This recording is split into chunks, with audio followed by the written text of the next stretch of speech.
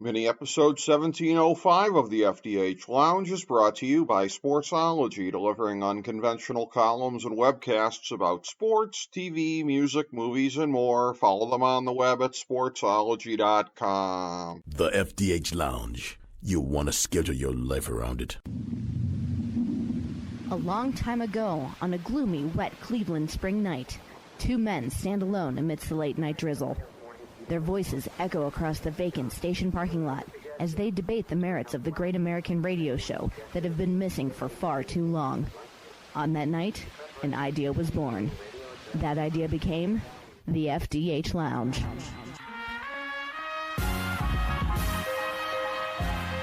Welcome to the FDH Lounge. Hello, everyone. Welcome to FDH Lounge mini episode 1705. This is FDH managing partner Rick Morris here.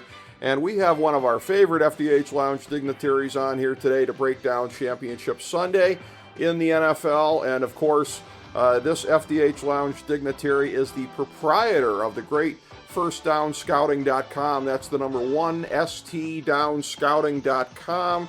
My great friend, the scout Ken Becks, who I have been friends with going all the way back to the old Sports Talk Network days when I first became acquainted with him there. So an old school friendship and content partnership between us over a period of time.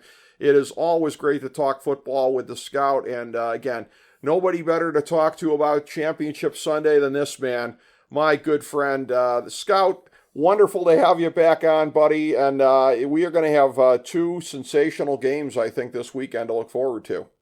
Well, first of all, it's really nice to know that you dated us in front of everybody, you know what I mean? That's right. But the one thing I can promise the listeners is that we're going to have a winner both in the AFC and the NFC, and I think we'll have a Super Bowl, so we can definitely look forward to that. We can look forward to that, and again, I think that we're looking at a circumstance here with the AFC game on Sunday, the early one here, Kansas City at Baltimore. This is one where, again, it was really kind of teetering towards the very end as to how it was going to go. Was it going to be Kansas City at Baltimore, or was it going to be Buffalo at Baltimore? And again, I got that one wrong. I thought it was going to be Buffalo. Kansas City, again, getting it done on the road. They looked better in that game, especially offensively, than they've looked for a good chunk of the season. But my sort of bottom line in looking at this game here, where as of this taping here, they're getting 3.5 in this one, is that I think this game kind of comes down to, and I'm going to get into some of the numbers in a second here, but the notion of a team just flipping the switch in the playoffs, which I've never been a believer in any sport, versus a Baltimore team that's basically been there just about all year, has put up a number of dominant performances, and against really good teams at that, as they did in their first game in the playoffs in the divisional round. To me, I think it sort of comes down to that. Do you believe that a team, even a Super Bowl winner, can sleepwalk through an entire year, flip a switch in the playoffs, come out and win it against a team that has been demonstrably better than them bell to bell the entire way through the season? Well, I'm going to tell you, I think it really came down to the Mahomes and Kelsey combination. Yes. And, I will say this, look, who was it for me to question Travis Kelsey? A future Hall of Famer, probably first ballot, I would guess, a Hall of Famer. But I will say this, any doubts that I had before about maybe his quickness or his speed or what have you, he might have been dropping off. I got to kind of put on a layaway and say he's back to the old Travis Kelsey. And if that's the fact, the Baltimore Ravens better be a little bit concerned because as far as I know, they took over for the top combination ever with touchdowns as far as quarterback tight end situation. And that's a scary thought when you think they're not, they've only been together, 6 years? Yeah. So that's a combination of, like I said, the Ravens better be concerned with. And one of the guys that I've been so intrigued of, and I'm surprised that they haven't been using him a little bit more often. And one of the guys that the Chiefs have that's an explosive type of guy with good size and good strength, the whole combination is Justin Watson. the wide receiver, number 84. And I would love to see them utilize him a little bit more, maybe jet sweeps, all kind of little different type of formations other than Kelsey, and get him more in the mix, because I think he could definitely be a piece of the puzzle if they're going to win that game this upcoming week. They might as well, because, again, it has struck me a good part of the year here, again. And I just think Kansas City got very complacent about their wide receiver core when they won a Super Bowl without Tyreek Hill. It has seemed to me a lot of the time it's like Rashee Rice and a bunch of winos just signed off of Skid Row, basically. You know, like, how many times can we watch the same guys dropping passes and underachieving and everything like that? So, yeah, so if you think Watson is capable of helping there, then they might as well try that. I'm going to give a brief run through on the numbers here. This is off of, again, you can check this out. It's a download right on the main page at fantasydrafthelp.com, the 2023-2024 FDH NFL end of regular season breakdown. So here's our comparison in various ways between Baltimore and Kansas City. In our final FDH Lounge regular season power rankings, Baltimore 1, Kansas City 6. In the SRS, a couple of these ones are statistics from football, from the great site Pro Football Reference. That's basically their power rankings. SRS, Baltimore 1, Kansas City 7. The OSRS component, so offensively, Baltimore 3, Kansas City 17. The DSRS, Baltimore 1, Kansas City 3. Some of the other statistics here. Margin of victory, Baltimore 1, Kansas City ranked 6th. Strength of schedule, Baltimore was 7th, Kansas City 24th. So a little bit of a glass jaw there in terms of competition for the Chiefs. That jumps out at me. Offensive yards per play, Baltimore 3rd, Kansas City 9th. Defensive yards per play, that is Baltimore 1 and Kansas City 4. Third down percentage offensively, Baltimore 8, Kansas City is 6. That's the one area where Kansas City is marginally better. And again, defensive third down percentage, you have Baltimore ranking 7th, Kansas City 10th. So there's a pretty decent gap in the rankings between Baltimore collectively and Kansas City when you add up all of these numbers, in part because of, again, Kansas City being 24th in strength of schedule. I mean, the lowest number that Baltimore has in any of these ones is 7th in strength of schedule and 7th in third down defense. Kansas City 17th in OSRS. If we would have said that at the beginning of the year, you would have assumed Patrick Mahomes went down and they didn't even make the playoffs.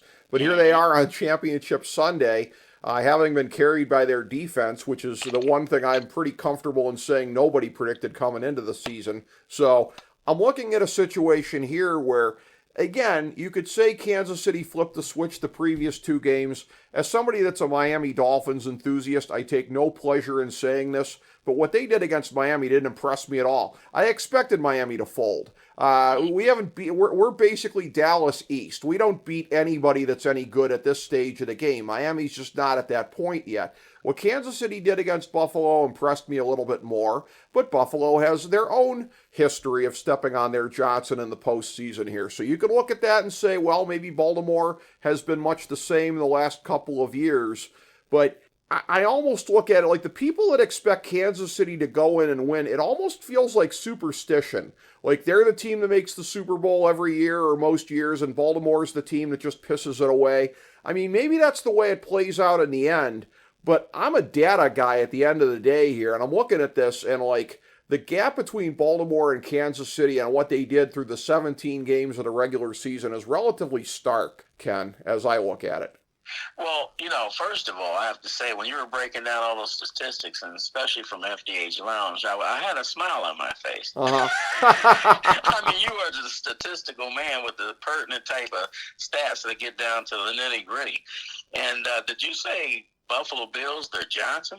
Yeah. I like that one, too. Yeah. No, but getting back to what we were talking about, I'll tell you something. I'm favoring the Chiefs, believe it or not. And I'll tell you why. All right. As much as I like Lamar Jackson, I think I'm going more on a hunch than the stats. Okay. And I'm not saying that he shouldn't have got the MVP this year, but I have not yet seen him in a big game come through. True. I think the Ravens look crisp, both on offense and that's one thing I will say. Out of all the teams I've seen, they look the most crisp. I don't see a lot of mistakes, and that's a good sign for things to come towards the future. But at the same time, I'm looking at the Chiefs, and when it comes to Mahomes, he just has that winning characteristic. I'm not overlooking the other things, but the one thing I do like that I was looking at, too, is Pacheco.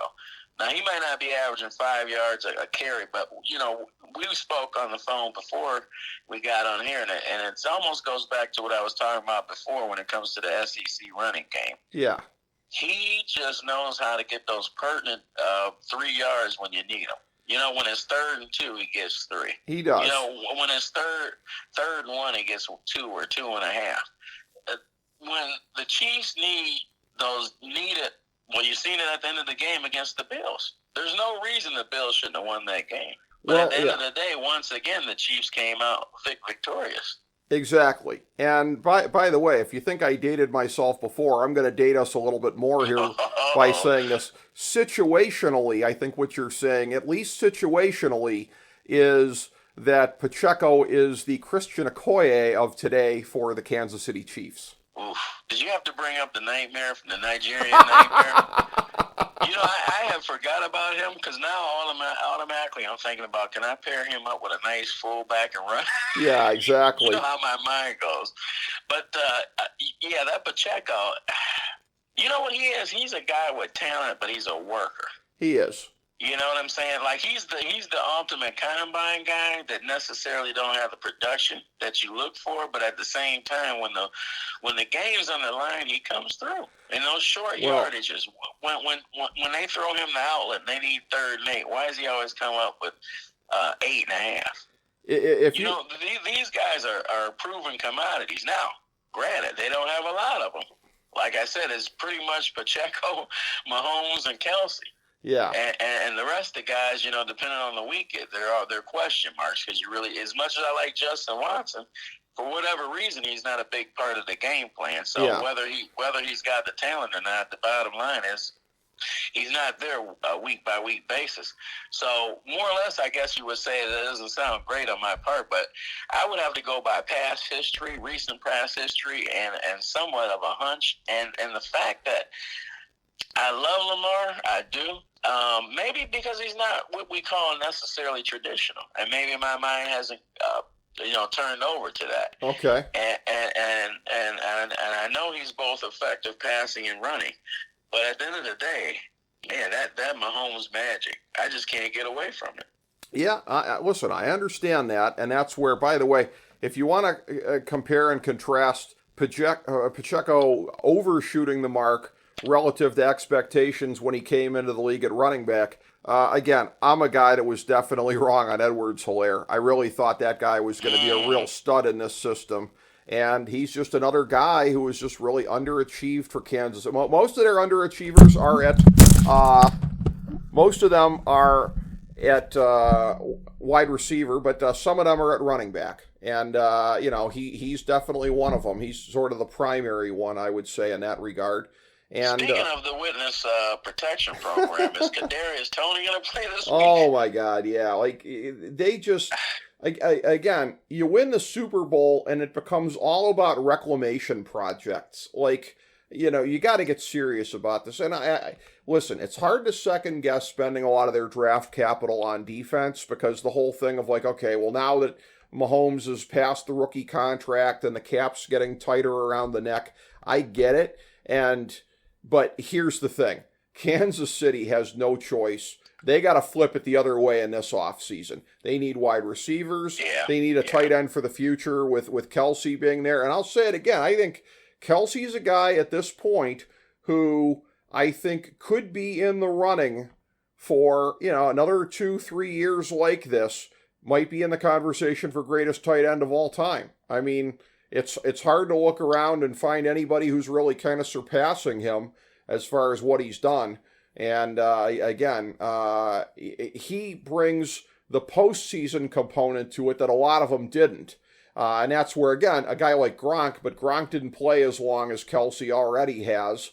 And, a guy like Kellen Winslow never had the postseason component to it. A few games here and there, but nothing like what Kelsey's done over the period of his life. I will say this, and again, me and you being lifelong denizens of the North Coast, you'll chuckle appreciatively when I say this. My good friend and fellow FDH Lounge dignitary Bob Bennick and the commissioner of my football league lo these many years, when he saw the Kelsey brothers on TV last year at the end of the Super Bowl, we always have a Super Bowl party over his place. The only comment that he made was, "Those guys are so Cleveland Heights." Well,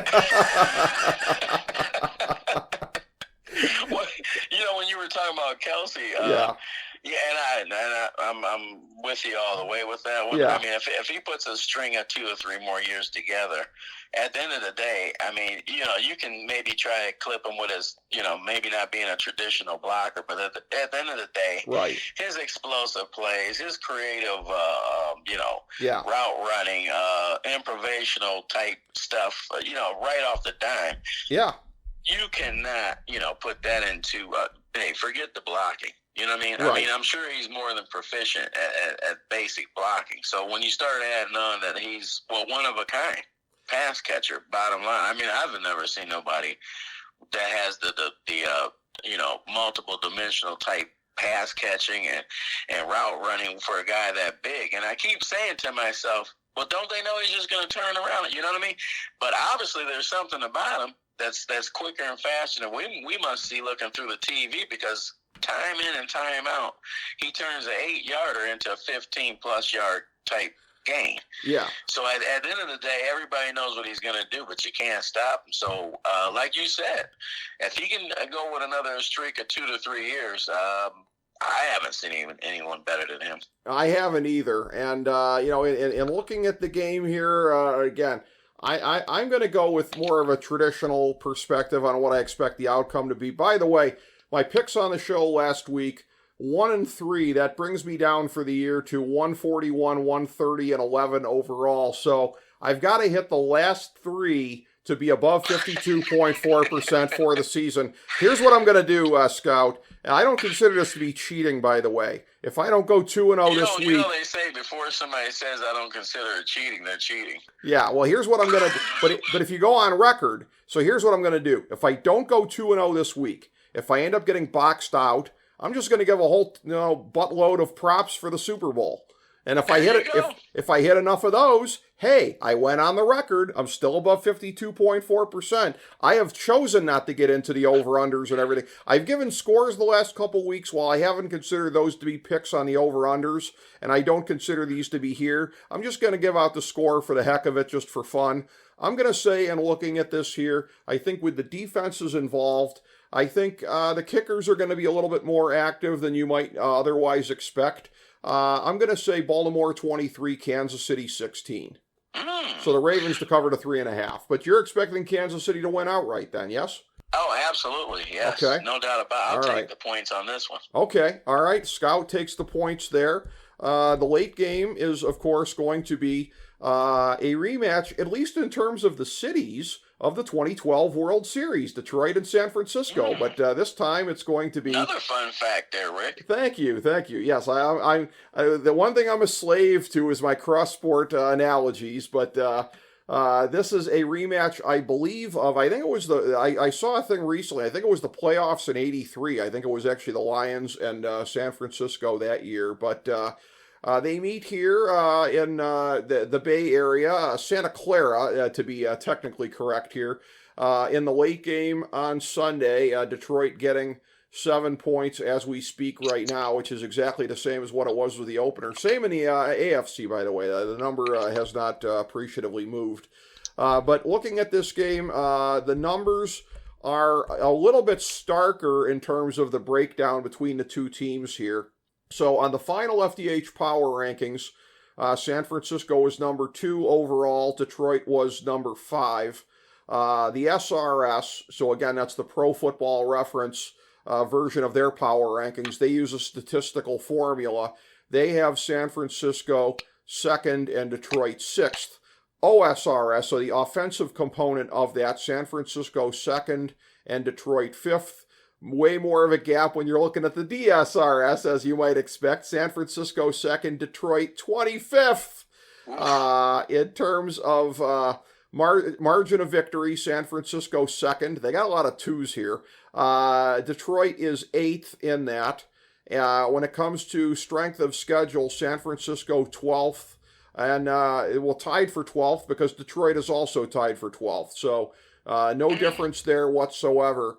Offensive yards per play, San Francisco first, Detroit third, pretty close there. But again, spoiler alert, when you go to the defensive side of the ball, it flips.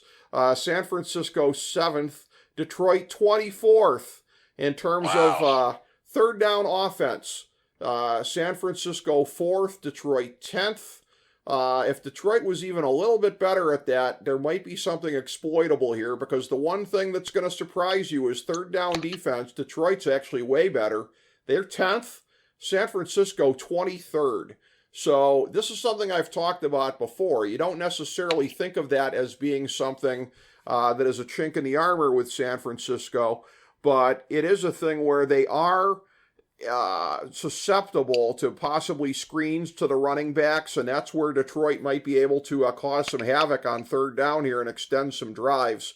I actually think the entirety of this, and I said this last week, and this is a thing where Green Bay was, for a good part of the game, able to extend some drives. I made this point about the third down defense for San Francisco, and it was going to be key for Green Bay. It was key to them at least sticking around as long as they did. I think it's almost the entire ball game for Detroit if they can exploit that. If they can, then they can hang and maybe hope to outscore San Francisco, which is what they're going to have to do with that defense of theirs. I know that they're good at getting pressure on the quarterback, and again, I know getting to Purdy is going to be, a big, challenge for them, but something that is achievable potentially. But I think the entire thing boils down to that. Can San Francisco be exploited on third downs? If so, I think there's a pathway for Detroit to actually make it to their first Super Bowl. Wow, that just you saying that Detroit going to their first Super Bowl was quite yeah, quite. I had to take that in, but we're looking at it right now. It looks like the new kids on the block with the Lions versus the old guard, with the San Francisco 49ers. And, I think if Detroit's going to win this game, it's going to have to be on the offensive side. There's going to have to be some explosion. So I'm looking at two of their Bama guys, from Alabama, Jamison Williams and Jahmyr Gibbs. Both of them are explosive guys. And I think this could be, if Detroit's going to make their lane going to the Super Bowl this year, I think, believe it or not, I think Jamison Williams is going to have a big deal to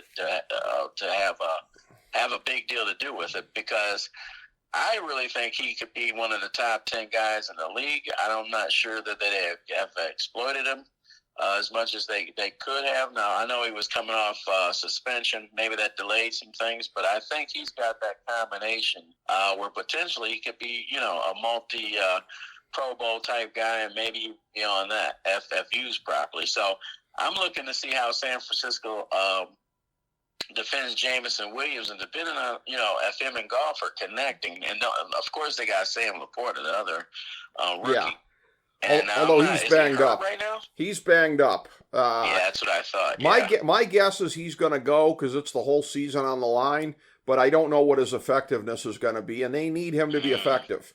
Yeah, I don't think they have anybody at the tight end spot that's really going to, push the defense if he's not anywhere near where to be. So even more, they might have to, try and go with that running game with Montgomery and, with Gibbs. Now, I look at Gibbs, when I evaluate him, I didn't see him as a pure running back as far as, all-dimensional type guy that can do everything inside, outside, and take you all the way down the field as a pure running back. But as a talent and a playmaker, as long as you can mix him into in the passing game, that's the best way to go with him, making him a multi-dimensional type player, put him in the slot, whatever you got to do. This is one of them kind of games you're going to have to do that if you want to get to the promised land. Yeah. So I'm more looking at what Detroit needs to do to beat San Francisco, because to be honest with you, once again, I'm going to lean on, past history. And, we spoke. I like Purdy. I think he's just above a system quarterback. And with the different weapons, multiple weapons they have, explosive weapons they have. Now, I'm not sure about Deebo Samuels, if there was some talk whether he's going to play or he's banged up too. Yeah. What's the deal with him so far? He's banged up. Similarly, I expect him to go, but it's a thing where if that guy's banged up, he may not be as effective because he needs to be strong physically to play the kind of game that he plays. So that's going to be a real challenge there. On Gibbs, it's a thing where I go back to draft night, FDH Lounge episode 153, me and you doing the live stream on draft night. Both of us, if I remember correctly, considered that to be something of a reach for Detroit. Not that you don't want a guy like Gibbs, but trade back, man. Use your draft capital. Trade back and get him. He was still going to be there. That being said, and I want to say this, it doesn't make me a hypocrite, that where I had him on my fantasy rankings this year did not reflect the fact that I thought he was a reach. Because I thought, okay, they could have gotten him in a more efficient way, but they weren't wrong that he's going to work well in their system. I knew he was going to work well in the system, and he's one of these guys. Just hearing you talk about him there, Scout, I just feel like this should be like an official position in the NFL. We should just have an official position for weapon in space. Because he's the epitome of that, isn't he? Yeah. Well, I have a position and that I had made up a while back. Okay, tell me about it. Why is my head? No, of course I have the brain fart now. You set it up. You got to tell us what it is. You people, I'm not just coming with this up off the top. I'm sure while I'm talking, I'll come up with it. I hope so. After you give that introduction. I'm sure hoping so myself. And of course, when we get off here, I'll think about it. But it was more or less a non-traditional player or a positional player that's just more or less a space player. Yes. Yep. And he fits the stereotype. He's not what I would call what I would say a Pro Bowl at any one position, but as a how sometimes they say the sum of the total. Yes, is better than any one, part. So I think he is the prototype guy when it comes to that position that I can't think of, but right now. But he is that guy that you need to get. He's a space player. Yeah, he operates in space. That means multi-back. That was it. Okay, multi-back. That's the position. So multi-back, meaning I want to get this guy the ball in screens. I want to get him, if punt return, kick return. I want to get him some touches out the backfield. The bottom line, he's an explosive guy, and he has enough physicality where I don't think he'll, just get broken up if you were to give him 15 to 20 touches. Now, like I said, that does not have to be exclusively out of the backfield, but we want to get him 15 to 20 touches, period, before that game is over. The funny thing is about what you just said there is that you rephrased it, and you might have gotten into some nuances I didn't, but you essentially made all the points I was making. Well, so great minds think alike, buddy. Some of my guy, multi-back. Yes. You know what I mean? He's not a traditional, what you call.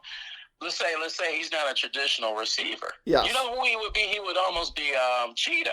Yeah. With the Dolphins. He's not a traditional size receiver. Well, and this is where he's so explosive, and you got to give him the ball because great things are going to happen. Well, and I have said, previously, both on air and off air, to my friend and a great friend of the show, former NFL player Vernon Turner, that he really was sort of before his time because in the early 90s, you just didn't. He was playing at the same time as Metcalf, and you remember the whole thing. Remember with Belichick in Cleveland, all the revisionism about how Belichick would have eventually succeeded in Cleveland. Belichick was the coach that brought the term Metcalf up the middle into the lexicon. Okay, yes, he did. Yeah, that kind of stuff. Which I don't understand when you think about who Belichick was. How out the box and creative he was with like an Edelman type. You know what I mean?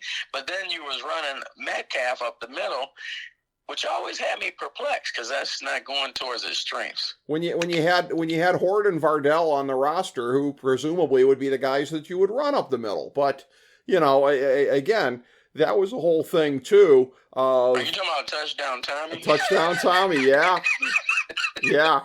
the less said about him, the better. Right. Leroy Horde, I actually have fond memories of just because I remember many times back in the day. Leroy Horde is a very, very serious, I don't know if he still is, but he was at the time, very serious scratch bowler.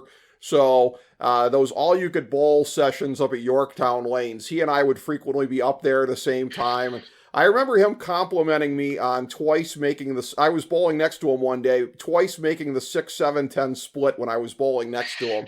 And actually, it was a thing where the second time I made the 6-7-10 split, I hear him exclaim to his agent who he was bowling with, "Shit, man, he did it again!" I was like, was that like a humble name drop there, Rick? Yes, that's one of my five greatest moments in bowling is impressing Leroy Horde by twice making the 6-7-10 split. But you're right, it is a humble brag by mentioning my proficiency at making the 6-7-10.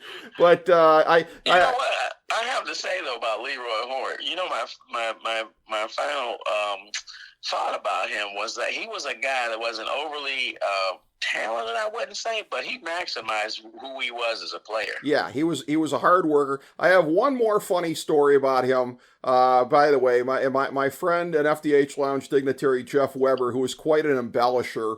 So take this with a grain of salt because Weber is known to make things up shamelessly.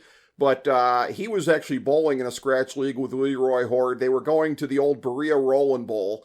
And the story as he tells it is Leroy was doing 125 going down Bagley Road, gets pulled over by a cop, given a speeding ticket. Leroy tears it up, gives it back to the cop, and says, "Send it to Belichick." So, No way. I mean, my whole thing is I think Weber's full of crap, but it's a funny story anyways. Well, we're gonna mark it down anyway. Yes.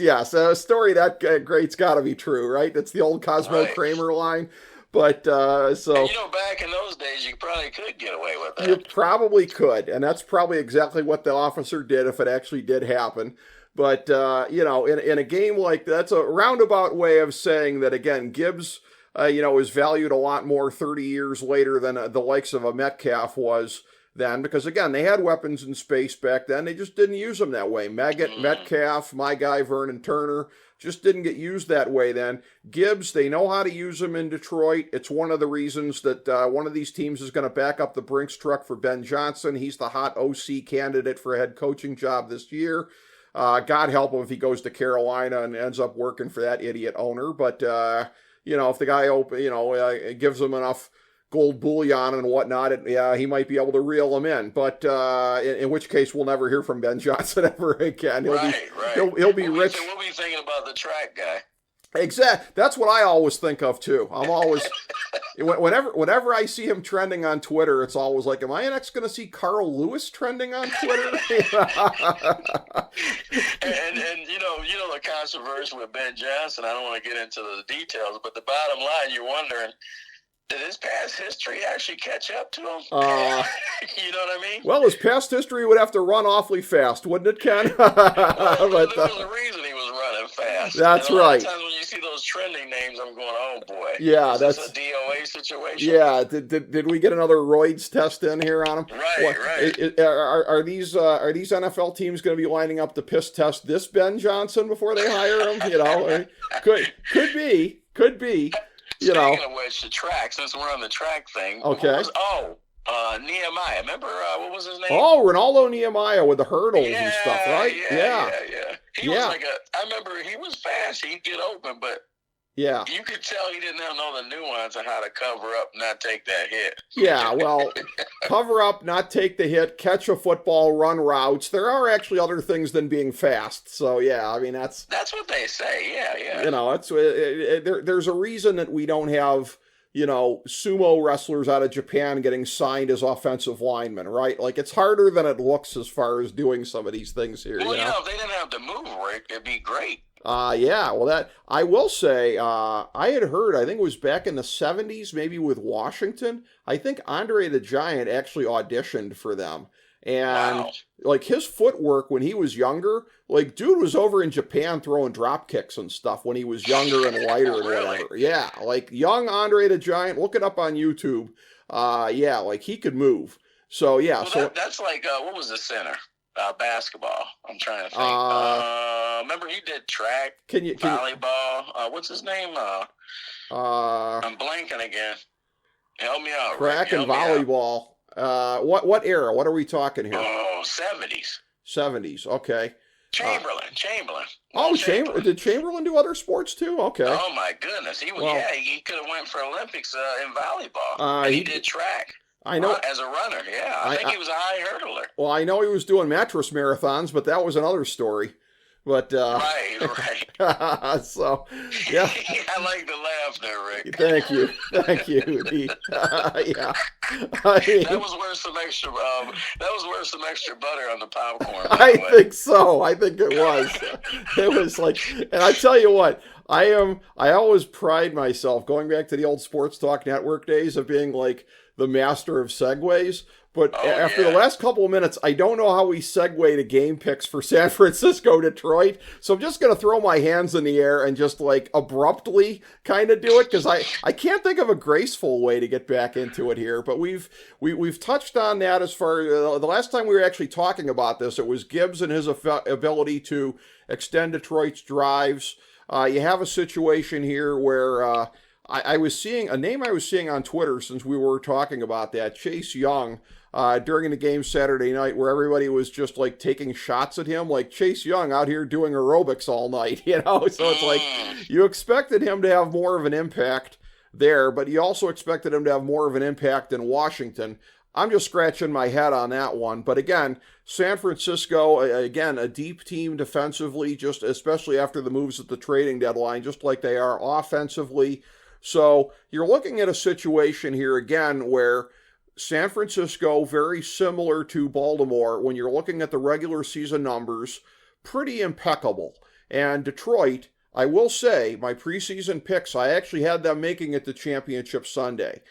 Just because, again, I expected them to step up this year, and I expected the NFC, for the most part, to be a pile of garbage, and I was right on both counts. So Detroit is in this game. I thought they'd be here against Philly, but Philly fell back into the garbage pile for reasons that everybody's still deciphering right now. So in looking at this here, again, I'm going to be consistent with what I did in the AFC. I'm a guy that just tends to kind of default to the data at the end of the day here when I see it pointing in a certain direction, and I do see it pointing in that direction here. So I'm going to say San Francisco pulls away and wins it 31-20 over Detroit, thus covering. You know, I'm going to have to agree with you. I hate to have to agree with you, but I'm going to go with the San Francisco 49ers myself. But I do have to say, one thing I have to say during the playoffs, I have to give credit to one of the Lions. Now, and that's quarterback Jared Goff. Yes. You know, now look, am I saying he's a top 10 guy? No. But there's a talent when it comes to knowing your strengths and weaknesses. Yep. You know what I mean? Yep. As a player. And I'm going to tell you, he plays within his means. He does. And I'll tell you, that's somebody that can be dangerous when you're at the quarterback position, because he is a talented guy. Yes. And so that's one thing I think we should definitely look at that come Sunday is, get the temperature how Jared Goff is doing, because he's I tell you, he's really clicking. Yes. You know what I mean? Yes. He's doing the 1, 2, 3 read pretty quick. And once you get to that point, you can be a dangerous guy. And like I said, if he can start getting that combination with Jameson Williams and, hitting Jahmyr Gibbs out the backfield, and hopefully, Laporta can give him a little something too, as long as, his health stands up. Well, I'll tell you, man, you never know. This is the playoffs. This isn't a 7-game series, so anything can happen. And bottom line, I hope we have a good game, 2 games come Sunday, and the percentages say we will. Yes, I believe that we will, although, again, I believe in probably the mid to late third quarter, I think San Francisco is going to pull away in this one. Right. But I will say... I just think their depth overall, Yeah, that's the thing, and they're better on both sides of the ball, especially defensively.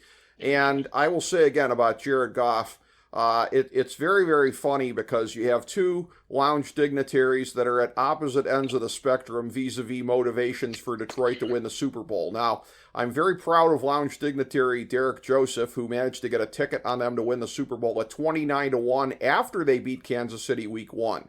So he's sitting here holding a 29-1 ticket. I'm on the other end of the spectrum here because as a Jared Goff apologist from day one, I never wavered in believing that Jared Goff was an excellent pro quarterback, even when others dumped on him.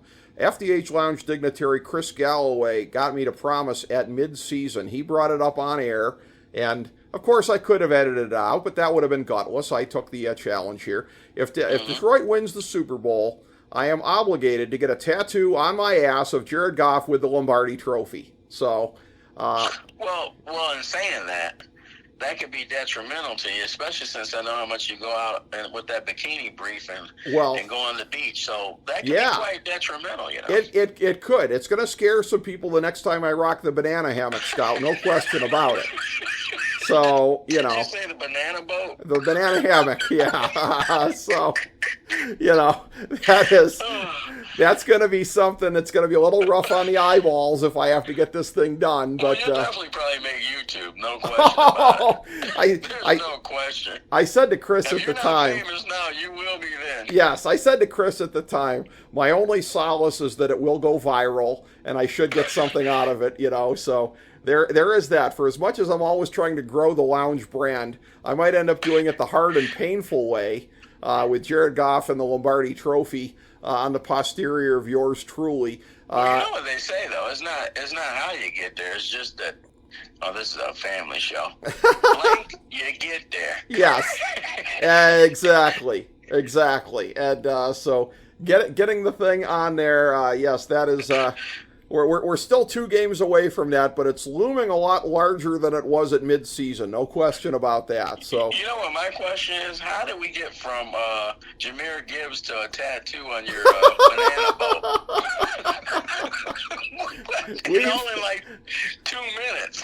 Well, you know, and all points in between, as we've been, at least, intermittently discussing the NFC Championship game here. But I think it's one of these things where, again, Detroit in the end, and again, you wouldn't believe it, again, I highlighted it before, 10th and third down defense, San Francisco 23rd. So it's a thing where Detroit, again, at least situationally, can play some good third down. And I'm going to guess that probably Aiden Hutchinson probably plays a big role here as far as the third down defense. I'm guessing that's a lot of sacks. I'm guessing that number is pretty sack dependent. So. Oh, by the way, I do not mean to cut in, but I'm glad you brought up Hutchinson because he was a guy coming out of Michigan that I thought he'd be, if he's your number 1 D, and I thought he'd be middle of the pack in the league, but he has definitely outperformed where I projected. I have to be honest with that. And I seen him last week even, and he's legitimate. I mean, that those numbers he's got, he earns, and he's definitely, to me, a top 6-5 type DN in the league. He is, and I realize that, again, sometimes I paint with a broad brush when I talk about the Detroit defense. I'll use the polite term of not being up to snuff, but, like, boy, where would they be without him, right? Because, like, that secondary, like, you can pass on them and everything, but man, if you didn't have him up front causing the havoc. And again, he's somebody where it's going to be sort of disproportionate. Like the ability of him to get to Purdy and the ability of Detroit to stretch drives and take advantage of that 49er third down defense. I mean, I think it basically comes down to those things in a nutshell here. If Detroit is going to be able to prove us wrong, bring me one step closer to the ass tattoo, I think it's going to take both of those things going a certain way. But again, just looking at it, I don't expect that to be the case. Detroit has the look of a team right now. I think you look at San Francisco, they've been about at this level the last couple of years. And again, if they were to win this year, you wouldn't say that they're ahead of their time. Detroit has a team, again, they've made the big leap up this year. And not that teams haven't done it to make the Super Bowl before, but again, Detroit looks like a team that still needs to consolidate, especially defensively, before they can take that next step. San Francisco just has the look of a team that win, lose, or draw in the last 2 games just needs to kind of tune up the roster in the offseason the way that any top contender does. So that's why I'm going with them. They look like more of a complete team. And when I say look like, I mean they certainly are a complete team. Not even the most hardcore Lions honk would argue with us that they're more of a complete team than San Fran. And then when you take in the fact that we didn't even bring up a guy, let me see if I can remember his name. Christian McCaffrey, I think. Yeah, CMC. Yeah, that might kind of tilt it a little bit that way too. Yeah. So as long as he's healthy, that could be a problem both in the run game and the passing game. And I definitely got to give a shout out to one of my favorite guys in the entire league. I'm sure you're not looking for this, but he's known as a fullback, but he's the All-American football guy in the NFL, and that's Patrick Ricard. Okay. That like 6'3", 300-pound fullback. Sure. You know my love. Oh yeah. I was just hoping you weren't going to go back to Tommy Vardell again. Well, he's Tommy Vardell 4.0.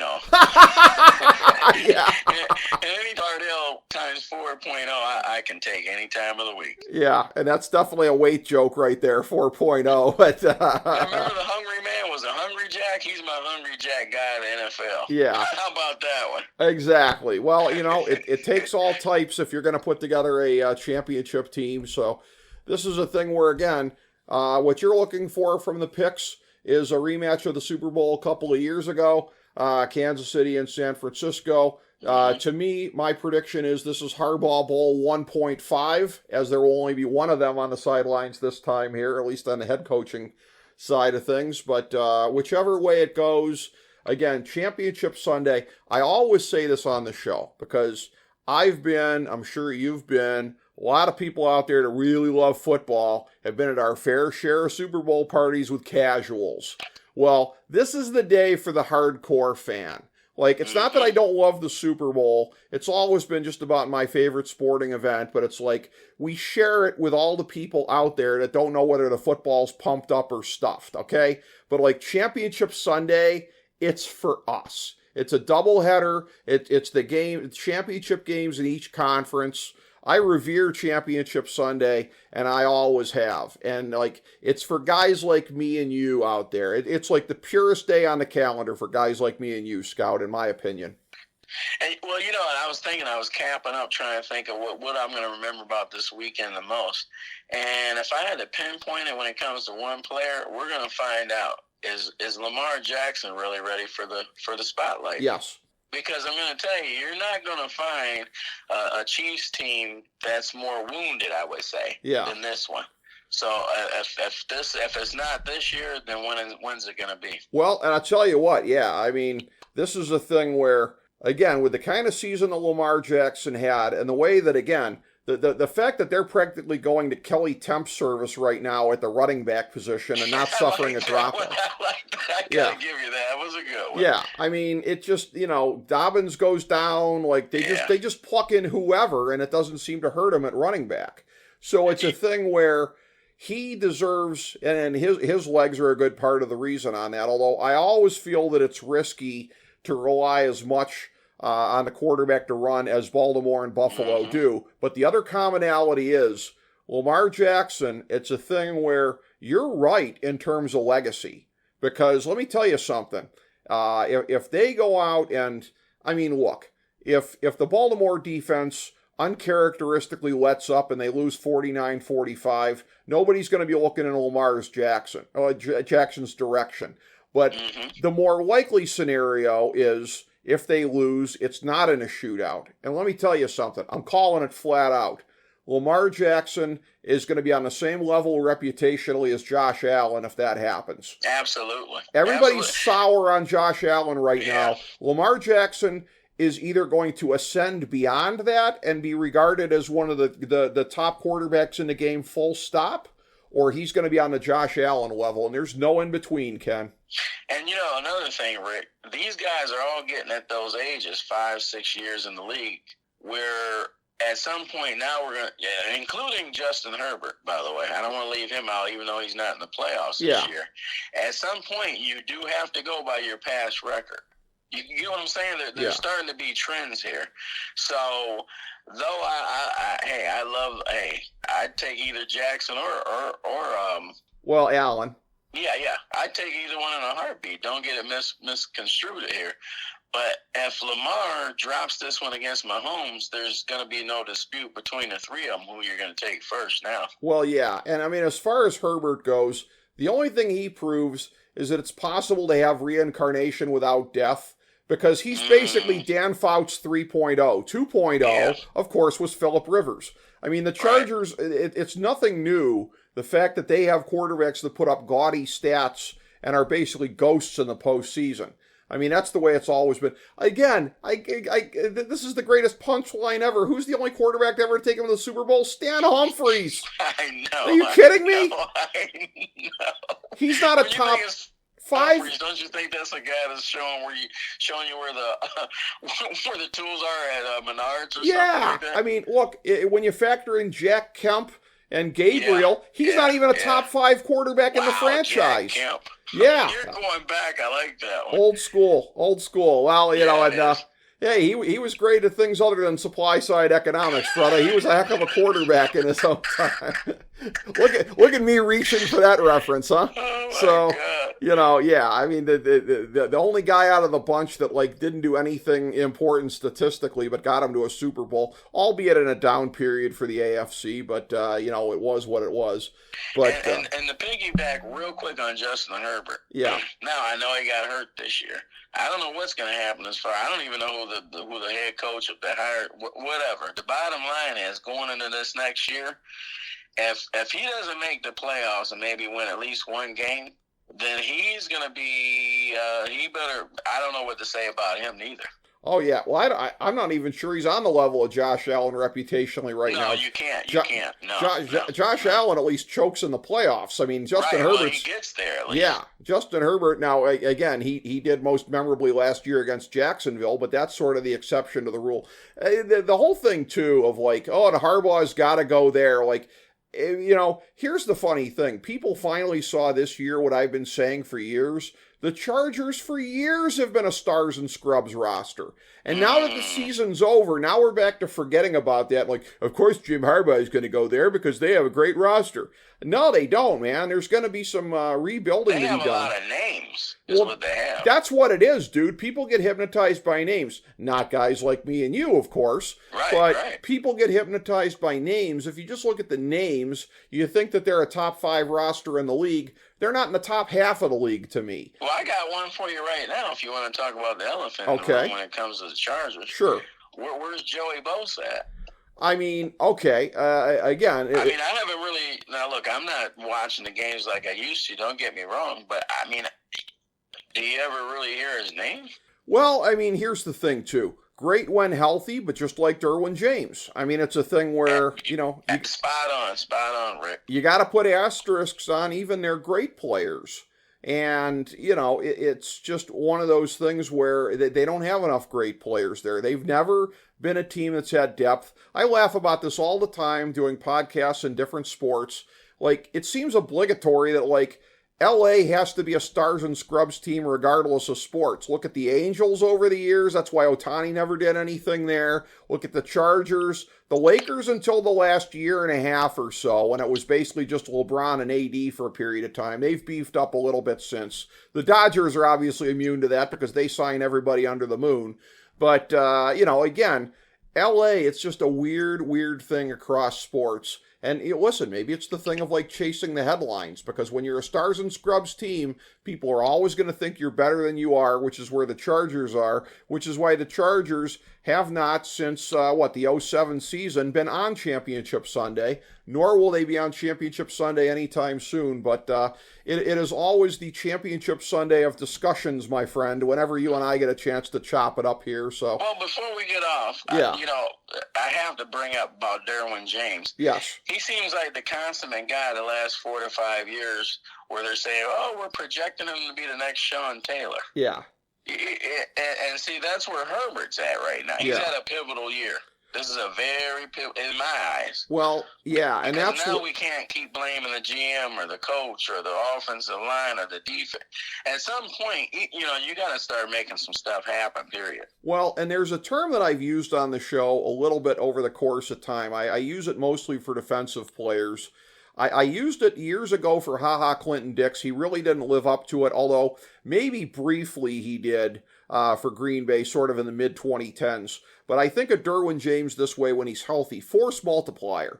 that like the epitome of a guy who's like so good that he makes those around him better because he commands attention and everything like that. And Derwin James at his best is that guy, but he has to be on the field consistently. And through the course of his career, that really hasn't been the case. He's been more of a tease relative to his upside than an achiever of it.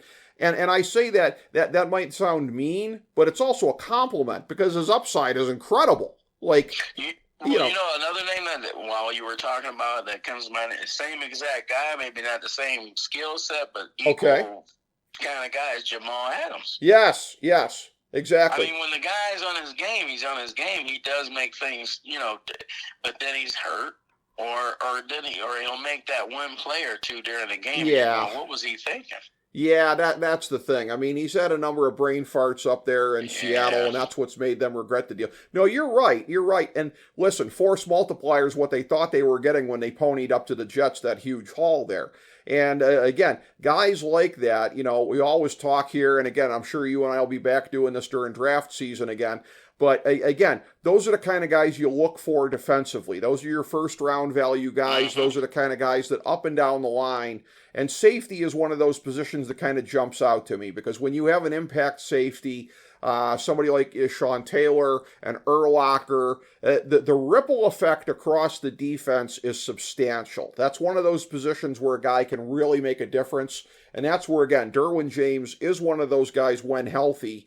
But again, everybody looks at the Chargers and they just see the best versions of the guys that are there instead of the actual versions, and they think there's more guys that are at that level than there are. So what I really think it is? I think they see that powder blue. Yeah, they do. And it just hypnotizes them because those jerseys are awesome. I'm not gonna lie. They are, and I'll tell you what. And you gave me a great hook for bringing this thing all the way around. And here's what I'm about to say. I'm a guy that said, probably back in about 2008 or so when the Lions, the absolute rock bottom of their franchise, when they lost an entire season worth of games.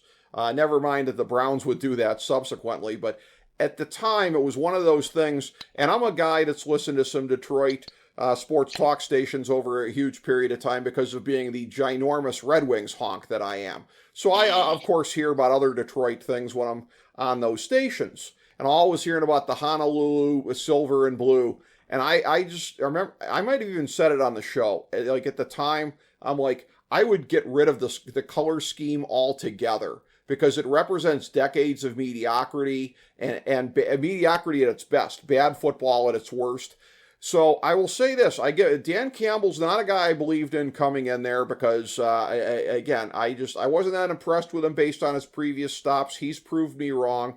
And he and the front office have proved me wrong, believe it or not, on the color scheme. Because it's one of those things where I just thought that, like, how do you take something that is so synonymous with loserdom and turn it around? And that's one of those things where... Did you just say loserdom? Yes, basically. Yeah. Love it. Yeah, exactly. So, listen, I mean, and that might sound like a silly point to make, but it's like those colors have represented futility for so long. And that's where what I was suggesting would have been the easy way out. Switch to like, gold and orange or some crap like that. It would have been so much easier. Change your name from the Lions. Any of these other things would have been, but they have done it with the same legacy of the franchise, the same hapless legacy they've had over the last couple of decades, and it hasn't held them back. So props to them, because the culture of an organization, the culture of losing is so hard to turn around. And win, lose, or draw, they deserve a lot of credit for that. Well, breaking news. I don't know if we had that. I wish we had that little breaking news. While we were on the air, I'm not sure if you know, but I just happened to notice that Jim Harbaugh was just named Chargers head coach. Really? Breaking news. And, okay. OC Sharon Moore. Yes. Is expected to become named Wolverines head coach.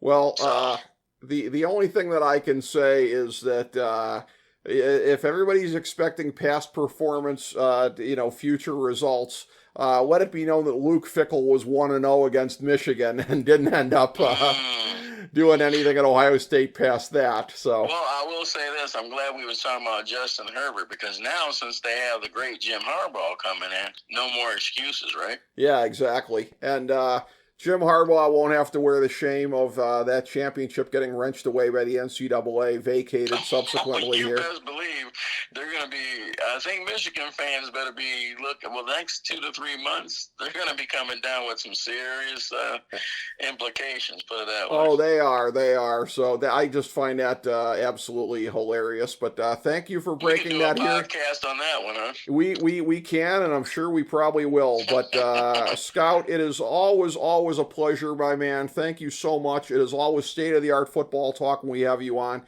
Can't thank you enough, buddy. Well, the biggest compliment I can give you whenever I'm talking and speaking with you, on air or off air, is never work. Yeah, that's true, man. That's true. We flowing out here. We flowed all the way through this. Listen, you and I had a very dispiriting talk on Ohio State football before this, and I said, I told you, I said, you're going to be feeling a lot better by the time we get done recording. I called my shot. Trust me, I did a 360. I'm glad you got me out of that mindset. Yes, I knew it would. Me and you recording together is the cure for any ills, and that is something that I know everybody is going to enjoy checking out. Thank you, everybody, for checking out mini episode 1705, and thank you, the Scout Ken Becks, my great friend from firstdownscouting.com. That is the number 1, stdownscouting.com. Check it out. Talk to you soon, everybody.